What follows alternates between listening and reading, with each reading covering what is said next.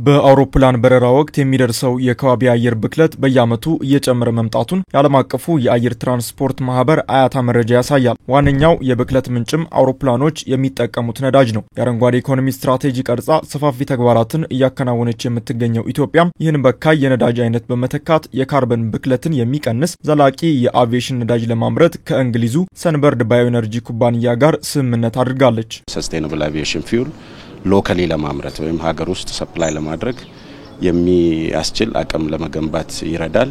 በዚህ ሂደት ውስጥ ከ60 ሚሊዮን ሊትር በላይ የማምረት አቅም ያለው ፕሮጀክት ነው። በመሬት ስፋት ደረጃ ወደ 20 ሺህ ሄክታር የማልማት እቅድ ይዘናል። በዚህም በካሳቫና በሹገር ኬን ላይ ነው ሞር ፎከስ አድርገን የምንሰራው።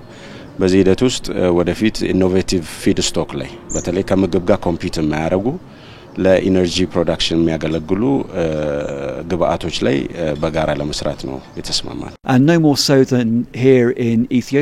በኢትዮጵያ በተለይም በግብርናው ዘርፍ ከፍተኛ እምቅ አቅም ነው ያለው።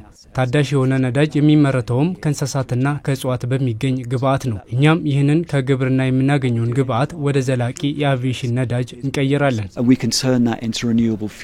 ባለፉት ዓመታት የትራንስፖርት ዘርፉ የሚያደርሰውን የበካይ ጋዝ ልቀት ለመቀነስ የኤሌክትሪክ ተሽከርካሪዎችን በስፋት ከማስገባት ጀምሮ የተለያዩ ስራዎች እየተከናወኑ ይገኛሉ። የዛሬው ስምምነትም ይህን ጥረት የሚያጎለብትና በአቪዬሽን ዘርፍ የስበት ማዕከል ለመሆን እየተከናወኑ ያሉ ስራዎችን የሚያጠናክር ነው። ስምምነቱ ታዳሽ ኃይልን በማቅረብ ለአቪዬሽን ኢንዱስትሪ ብቻ ሳይሆን ለተለያዩ ዘርፎች የኃይል ፍላጎት ትርጉም ያለው አስተዋጽኦም እንደሚያበረክት ታምኖበታል።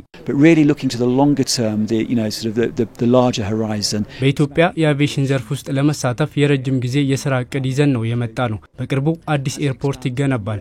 እሱን ተከትሎ በርካታ አውሮፕላኖች ይመጣሉ። ይህም ሀገሪቷን የአየር ትራንስፖርት የስበት ማዕከል የሚያሳድግ ነው። እኛም ለዚህ ገበያ የሚሆን የአቪዬሽን ነዳጅ እናቀርባለን። ይህም ለኢነርጂ ዘርፉና ለሀገሪቱ ኢኮኖሚ የራሱ የሆነ ድርሻ ያበረክታል። ከሃይድሮ ኤሌክትሪክ ፓወር ጋር በተያያዘ ከባዮ ኢነርጂ ጋር በተያያዘ ጥሩ ልምድ ያለንና ጥሩ ፕራክቲስ እያደረግን ያለን ሀገር በመሆናችን አንዱ ተመራጭ የሚያደርገን እንደ ሀገር እሱ ነው።